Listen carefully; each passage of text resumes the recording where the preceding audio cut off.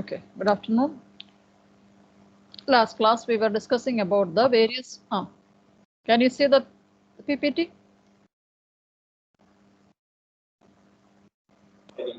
Yes, ma'am.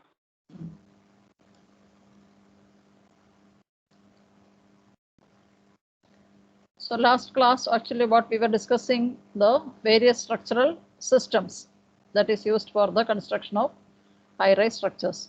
So I'll just mention the names alone. What we have seen is the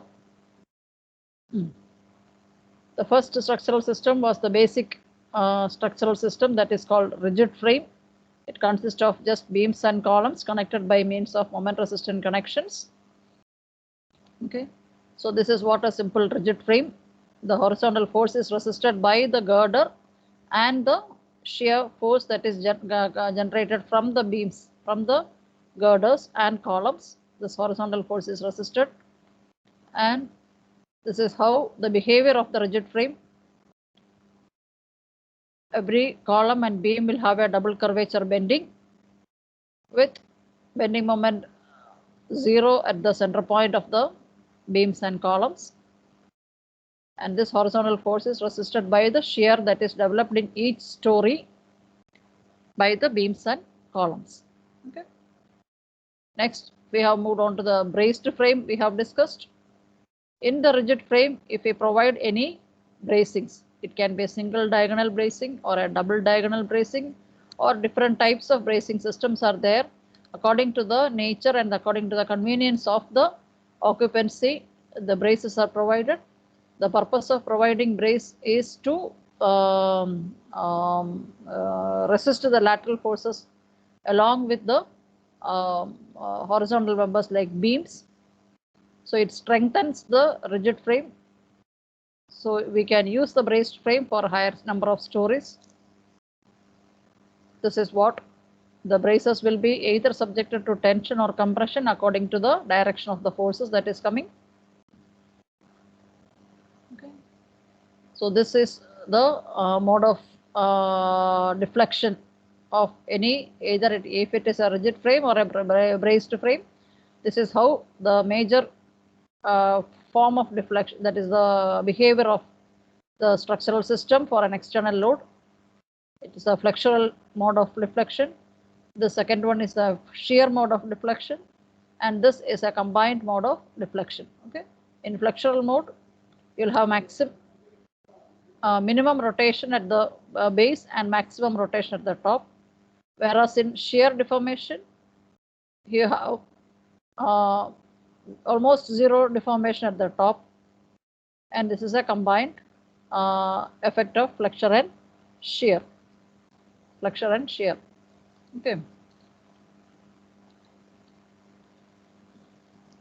Now, this is the infilled frames. Okay. The next one is infilled frame. Infilled frames, we can even go for a higher level of up to 30 stories in height. This is the same rigid frame or a braced frame that is filled with either brick masonry or stone masonry or any material that it is.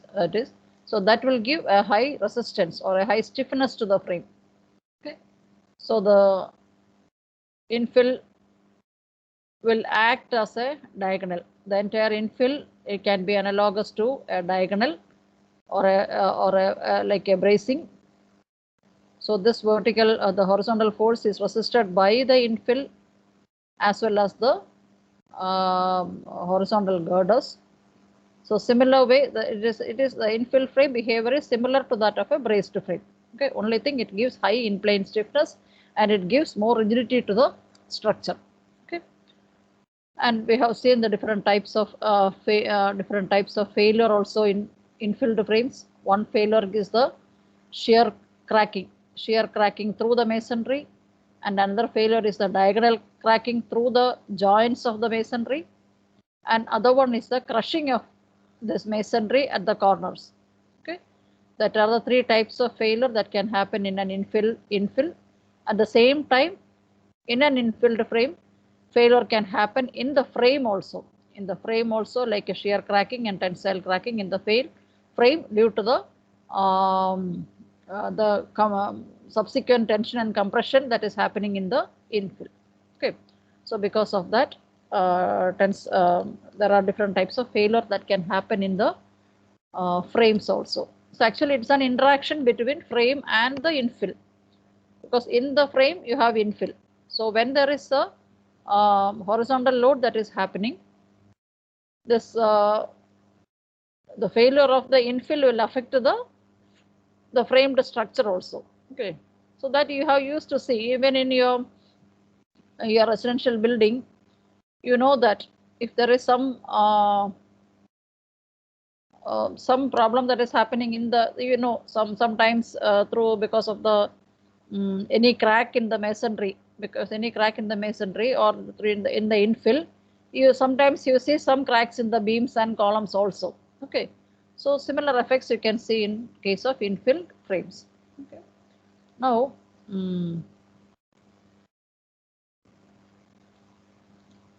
so this is what I think last class we have discussed. Now let us move on to the next structural system, that is the most important one, that is usually used in a high-rise structure, is the shear wall. What is a shear wall? Shear wall is nothing but a reinforced concrete or masonry vertical continuous wall. Okay, it is a reinforced wall. Okay, usually in a normal building we don't reinforce, we don't give any reinforcement to a wall. Okay, but high-rise structures, especially more than 35 stories building, if it is only a masonry without any reinforcement, it will, because of the lateral load, the infill will have a failure. Okay, infill will not have any strength to take the external load. So what will we do? We used to reinforce it. Either the masonry can be reinforced or it can be a concrete wall with a complete reinforcement. Okay, so this can carry gravity load as well as lateral loading. Okay, so it has high in-plane stiffness and strength. Shear wall can deform predominantly in flexure. Okay, you know what is the flexure behavior? I have showed you in the previous slide how the flexure is, and different types of shear wall systems are available. Proportionate, non-proportionate shear wall systems are available. Okay, so most of the building in high-rise structures you can see a shear wall. Okay, so because the shear wall can resist the lateral load very effectively compared to any other structural system. Okay, so this is how a reinforced concrete wall. It will be continuously from the base to the top. It will be a continuous wall. It will not stop anywhere. It will be a continuous wall that is resisting here. We can see here. So this is the shear wall. Here, these are all the shear walls. Okay.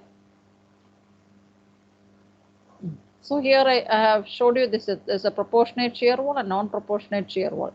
That means if we can see here, 1 minute.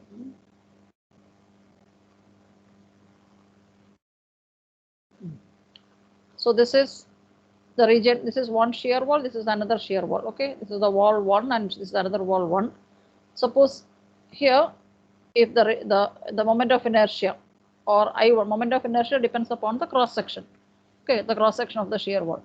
If the ratio I1A to I2A is equal to this moment of inertia to the second wall moment of inertia, and this one, if this is equal, then we call it as a proportionate shear wall. If it is not equal, then we call it as a non-proportionate shear wall. Okay, that is what it depends upon the cross section and the geometry of the shear wall. It can be the similar cross section can be for one and second one, so it can, we can call it as these are the proportionate shear wall and these are non-proportionate shear wall. Okay. Now, the advantages of using a shear wall is it provides large strength and stiffness in the direction of the orientation. Because if you see here, this is one shear wall that is provided here. Opposite you have another one. All the 4 directions you have shear walls provided here. Okay, in the direction in which orientation, if the shear wall is provided, it gives high stiffness in that particular direction. Okay, it significantly reduces the lateral sway. You know that lateral sway is nothing but if this is like this, if there is a horizontal load coming, it will have a large deflection. Okay, it will have a large deflection. So if a shear wall is provided, this lateral sway can be, the deflection can be, it can be reduced. It can be reduced. Easy construction and implementation. Shear wall construction is easy because it is just like a masonry or a reinforced concrete wall from bottom to the top. It is efficient in terms of construction cost and effectiveness in minimizing earthquake damage. The main, more than the wind effect, earthquake forces are, we can effectively manage the earthquake loads by constructing a shear wall. Okay, because the shear wall will take the entire lateral load that is coming from the earthquake. So it will not allow any other structural element to get damaged. Okay, the entire forces will, most of the majority of the force that is coming from outside, the shear wall will take it. Shear wall will take it, and it will prevent the earthquake load to come into the either the beams and columns. Okay, especially during an earthquake, the shear wall construction is very effective. Okay. So when we provide the placement of shear wall in a building, when you provide shear wall, it is better. So here one shear wall, second shear wall, third one, and fourth one. This is a good arrangement of systems because symmetry is maintained. Symmetry is maintained. But if you provide a shear wall here instead of at the corner, at the exterior, if you provide an interior, this is okay. Okay, it's okay. It is not that excellent, but it is fair. This is also here one shear wall, opposite you have another one, third one, fourth one, fifth, opposite you have another one. Okay, so this arrangement is a good because always shear wall should be provided in a symmetrical way, and this is a very poor construction. Okay, if I provide a shear wall here, and if my next shear wall is here and here, because the symmetry is not maintained because of the unsymmetry, because when you construct a shear wall, the shear wall is a very huge structure. Okay, it has huge weight. So in the building, if one particular area, if the weight is heavy more, especially during an earthquake, when the lateral load comes, especially a wind or any other, it will topple. Okay, because the large mass is concentrated at a particular cross. This is the area where the entire mass is concentrated. Okay, so this is not at all preferred, and this is also, it is fair, and this is very poor. Okay, so such, when you place the shear wall, it has to be, utmost care has to be taken that shear wall should be placed symmetrically. Okay, otherwise the torsion effect will come, the unsymmetry effect will lead to toppling of the building, and so other damages can happen. So that is what it is mentioned here. Located symmetrically to reduce the ill effects of twist.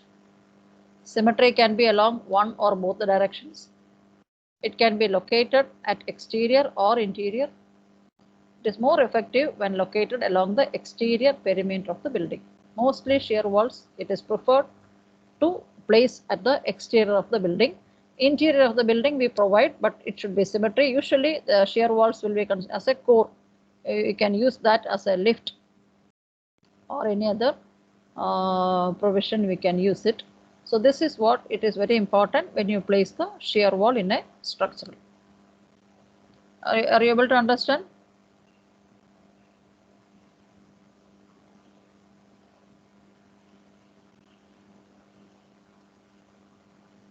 Is this part clear to you? Yes, ma'am. Okay, so here you can see a diagram, the RC shear wall. See, here you have one, opposite you have another one, here you have one, opposite to that you have shear wall. So this is how the shear walls are constructed. From the foundation to the top, it will continue.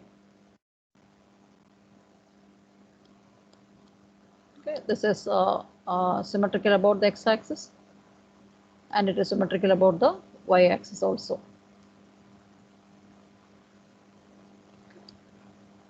So next we will move on to this. This is this up to the shear wall type of structural system can be used to a maximum of 50 story or to a maximum of 60 stories. Okay.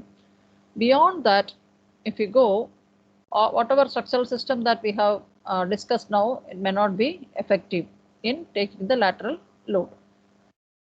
So here there is another important type of structure that is called outrigger structures. Okay. Outrigger structure. So what it means here, the core may be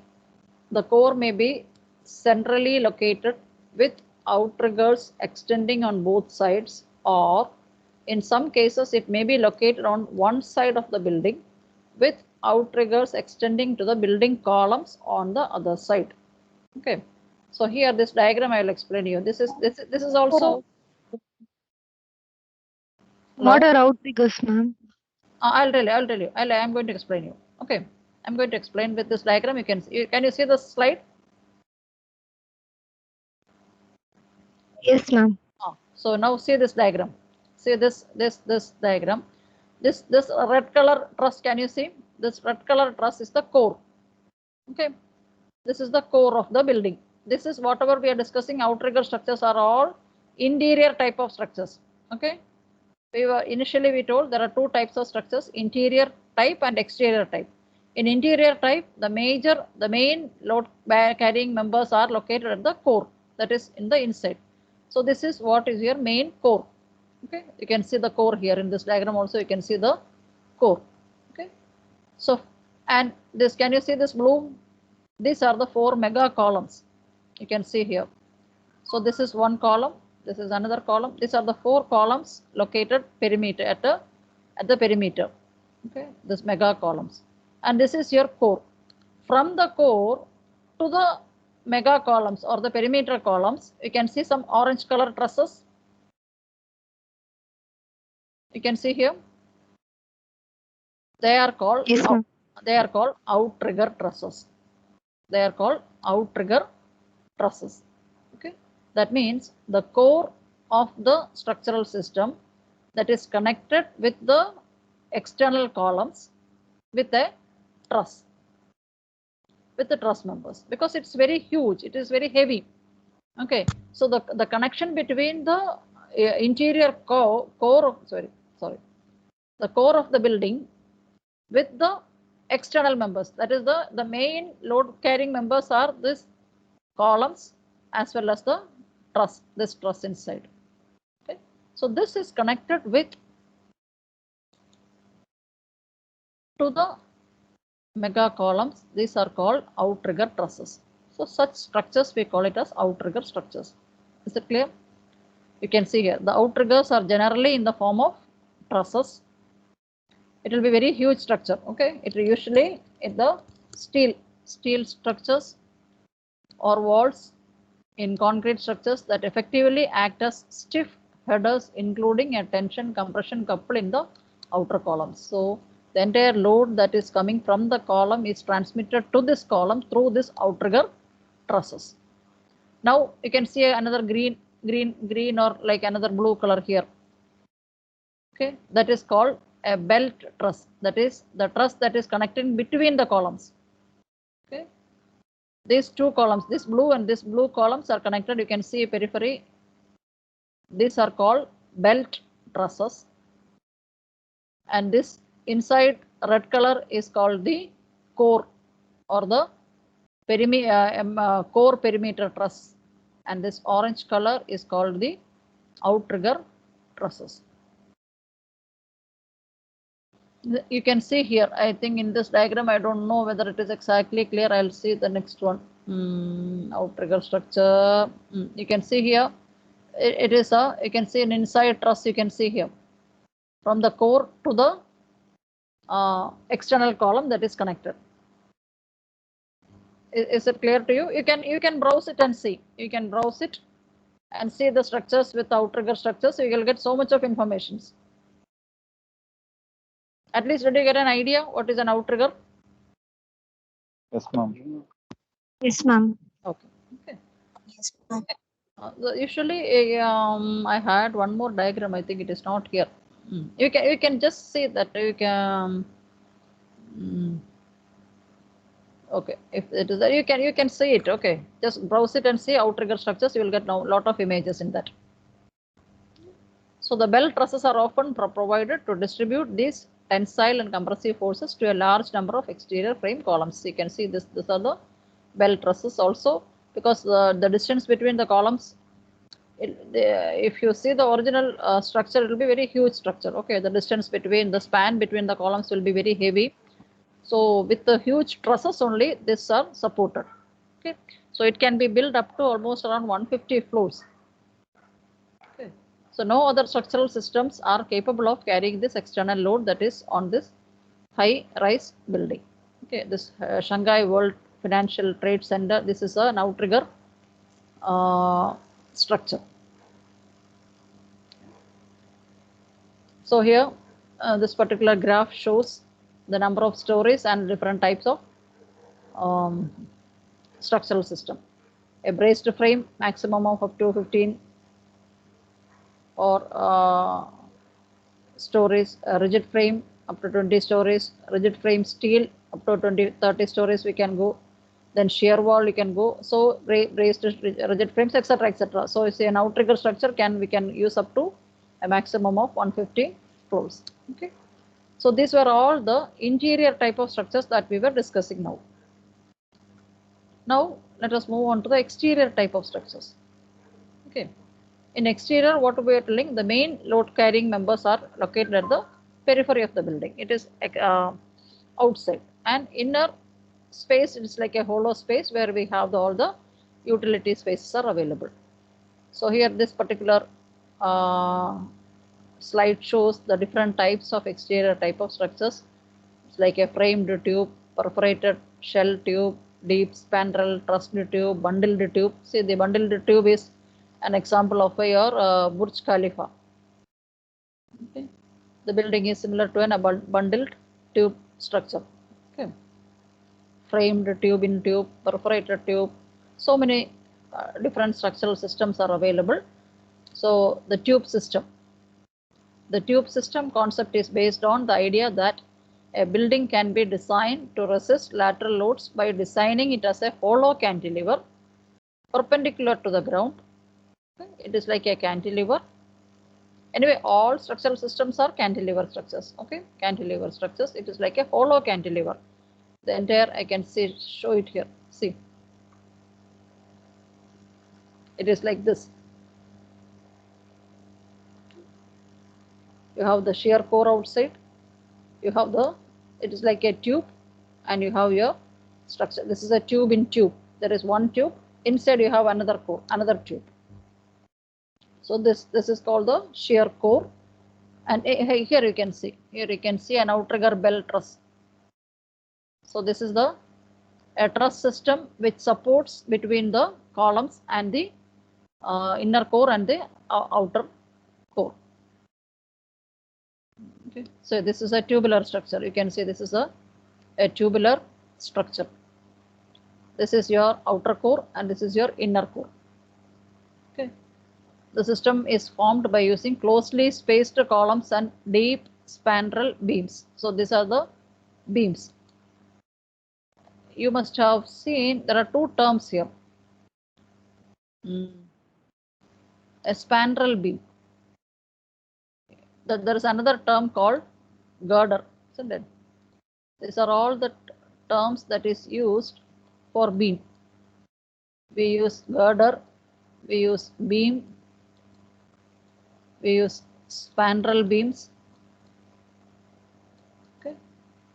These are all different names that is used for beams, horizontal members. Okay, depending upon the depth. Normal for a residential building, we don't use a girder. We use the term as beam. But in a bridge or a flyover, we don't use the term beam. We use it as a girder because the depth of the beam is very high and it is a huge structure. But when it becomes a high-rise structures and it is very deep beams, we call it as spandrel beams. Okay, spandrel beams. So here you can see the closely spaced columns and beams. The lateral load is primarily resisted by the entire building, acting as a big cantilever with a tubular box cross section. So we say that this is like a cantilever. The entire structure acts as a single tube and resist the lateral load. Okay, it is not like a single element taking that. The entire system is very rigid, and this acts as a single tube and takes the lateral load. Okay. Now there is a shear lag. You can see a word here, a shear lag problem between the opposite faces of the tube due to inefficiency of column and beam connection. Okay, you can see a number of beams and columns here. Now you see this second diagram, it's a braced tube system. So in order to give rigidity to the beams and columns, you can see some bracings that is provided. Okay, that will reduce your shear lag problem. Okay, the shear lag in the sense there is a deflection, there is a much deflections that is possible in a case of such a tall structure without, if there is not much rigidity that is available. So if it is only beams and columns connected like this, the shear lag effect will come in this high-rise building. In order to prevent that, this braced with the bracing systems. Okay. So diagonal braces are added to the basic tubular structure. This modification of the tubular system reduces shear lag between the opposite faces. Okay, that deflection or the deformation, the rotation effect will be reduced if you provide braces to the tubular system. Okay.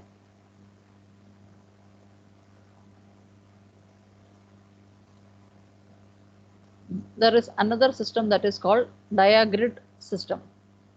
Diagrid system. So this is again an advanced version of a tubular system. With their structural efficiency as a varied version of the tubular system, diagrid structures have been emerging as a new aesthetic trend for tall buildings in this era of this pluralistic style. That means you can see here, it is like you must have seen, you have to see the internet and see different types of high-rise buildings, especially in Dubai and other places. We can see various structural systems that is used in almost all the construction. Every construction is unique. If you see, if you just specifically take Dubai itself, every building is unique. Every building is unique. One or the other reason that is way the aesthetic purpose is changed. Okay, that is mainly the main the load carrying member, the core tube, everything will be same. All the modification is done at the periphery. Okay. One thing is to have a good aesthetic view. Another one is to give high rigidity to the structure. Okay. And especially you can see most of the buildings will be with some braces. Okay, some grids. You can see even in Chennai, some of the buildings you can see that. Okay, it is like a early designs of tall buildings recognized the effectiveness of diagonal bracing members in resisting the lateral forces. The same effect, the same diagonal you can see here. X bracing, K bracing, chevron. Okay, different types of bracing systems are provided. It will be looking as a grid. It is like a grid system. You can see here. Main purpose of that is to have aesthetic potential. Okay, was not appreciated since they were considered. The main problem of this diagrid is it will affect the. See, it is considered obstructive for viewing the outdoors. You can see there will be an obstruction here. You cannot open the windows. You cannot have any openings that is it can be provided in the buildings from the inner to the outer way. It efficiently resists the lateral shear. So diagrid system efficiently resists the lateral shear by axial forces in the diagonal members, but have complicated joints. Okay, because there are so many grids that is provided. In everywhere the joints are there, so it is very complicated. As you look, it is not that easy. When you see the construction, you can browse it and you can see some videos of the construction of some diagrid systems and all. Yeah, we have arranged. I think I will arrange one lecture for you. Okay, the construction aspect of a high-rise structure. So you will understand how difficult it is to have the connections, especially each connection is very important. The other type of is like a space truss. Space truss structures are modified braced tubes with the diagonals connecting the exterior to the interior. In a typical braced tube structure, all the diagonals which connect the chord members, vertical columns in general, are located on the plane parallel to the surface, whereas in space truss, some diagonals penetrate the interior of the building. You can see here. This is it is exactly similar to your braced structure, braced system, but the connections are different. In space trace, the connections are different. That is only difference between a normal two-dimensional truss and a space truss. Okay, in space truss or in space frame connections, the joints can rotate in all the directions. Okay, all the three X, Y, Z rotations are possible. So the connections are different. Sometimes the connections will be like as it is mentioned, diagonals penetrate into the interior of the building. Okay, some diagonals penetrate the interior of the building. It is not exactly only connected at the outer. These diagonals are also connected to the interior of the building. Okay, so that it can take much load and can have high-rise structures, space trusses are more effectively used. It is all similar. Most of the exterior type of structures, if you see, most of them are braced structures. Okay, most of them are braced structures. Now, from the existing, the next what we are expecting is super frame structures. It can create ultra high-rise buildings up to 160 floors. Super frames or mega frames assume the form of a portal which is provided on the exterior of the building. We can see, we can combine all these type of structural systems and we can construct more. See, you can see every between every subsequent floors you can have some truss members are provided. Okay, these are called the horizontal link. These are called horizontal links. You can see here.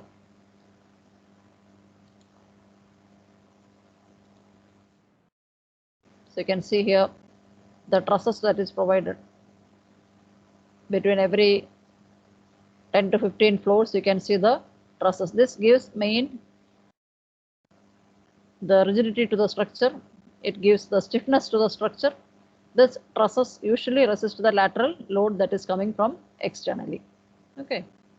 Since the vertical elements are concentrated in the corner areas of the building, maximum efficiency is obtained for resisting wind forces. Okay. So these are the major structural systems that is provided in a high-rise building. Okay. So interior type of buildings, structures, and exterior type of structures. So this is one of the case studies. I think I don't have to explain all these things here. This Petronas Tower, it is a tube-in-tube structural system. This is a tube-in-tube. This is, even though it looks like this, it is completely concrete. Petronas Tower is concrete. Concrete was used for its construction, mainly because it was easily available and cheap when compared with steel, which was a new material for the builders. Okay, it's a very old building. Petronas Tower has tube-in-tube structural system. The structural members are made with a high-strength concrete, which was cast in sight. The perimeter columns are held together with the help of ring beams. You can see you can browse it and see the construction aspect of a Petronas Tower, how it is. The building did not require extra damping system because the heavy structural members made of concrete. Okay, so the concrete itself was able to take the vibration that is coming in the structures in the building. Now the next example is a Burj Khalifa. Burj Khalifa, it consists of more than 160 floors, 800-meter height. It's a Y-shaped floor plan of Burj. It is a combination of steel and concrete. It's a combination of steel and concrete structure. So here the structural system what they have used is the buttressed core. It is like a buttressed core or it is like a bundled tube. Okay. In this system, the lateral loads and gravity loads are shared equally between the interior core and the perimeter structural system linked by link beams, which makes the structure super strong. It's a combination of interior and exterior type of structures. Both the interior core and the perimeter structural systems were carrying the external load, and these two are connected by link beams. The link beams are nothing but the trusses. I showed you in the previous diagram. I showed you this link beam that is connecting between the inner and the exterior columns or the members are through huge trusses. Okay. You can see this is how the construction. It is like a buttressed core. This is one part. So similar one is. It is connected together like a tier 1, tier 3, tier 6. At each layer you can see this construction aspect. You can view the videos of all the construction aspect of a high-rise structures. You will get an idea. So these are all the superstructures. Here you can see this is the latest one in India. Which statue is this?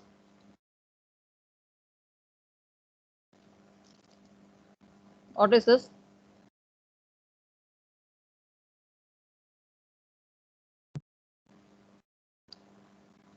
Statue. Which construction is Statue. statue? Statue.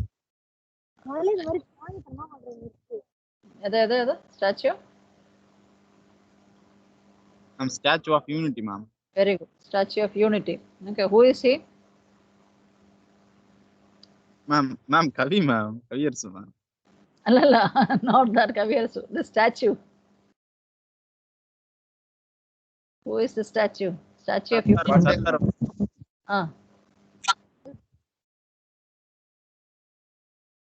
Sardar Vallabhbhai Patel. Patel.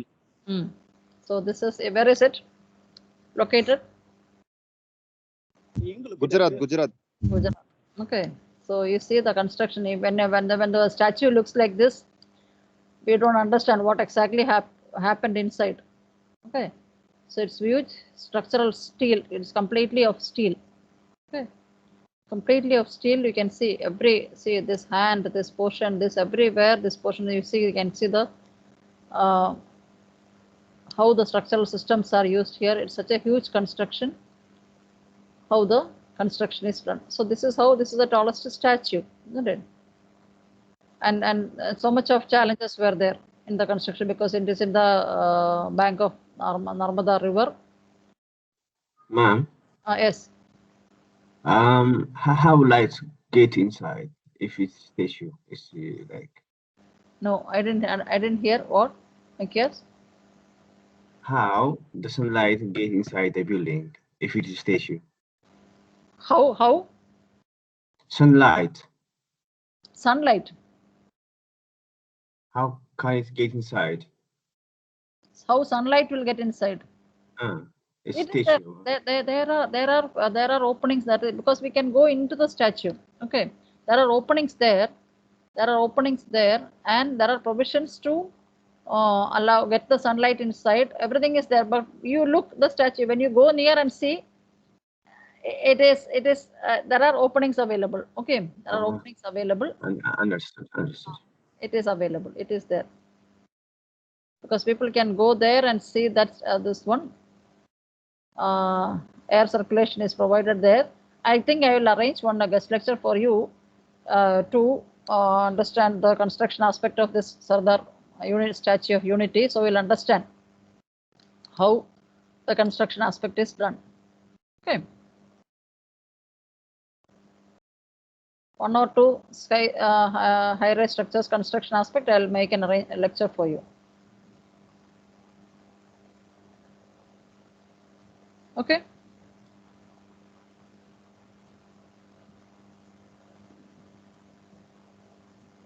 So is this part clear to you? One thing, this is not that is easy for you to understand because unless otherwise you feel it. So what you have a part. You have to do, each one of you can take a case study. Each one of you can take a case study, and you can present it later, how the construction aspect, so that you will get an idea. Otherwise, it is of no use. This class will not help you in any way to understand how this is only, I can give you an introduction. Because the entire material is available online. You can have, so everybody can take a case study The latest high-rise building you can take and see the construction aspect, how it is, what is the material that is used, how much quantity of material is used, how the connections are there. So everything YouTube videos are available. Okay. So each one of you can take one system. So next class you can tell me, each one of you, which building you are going to take, and you are going to explain me. Just explain me. Okay. And all of you in one single class itself, you can explain me. So you will get an idea. Is it clear? Otherwise, this class is of no use. Okay, ma'am. Like it's just like it become a theory. Okay. Yeah, okay. Okay. So we will meet you on Friday.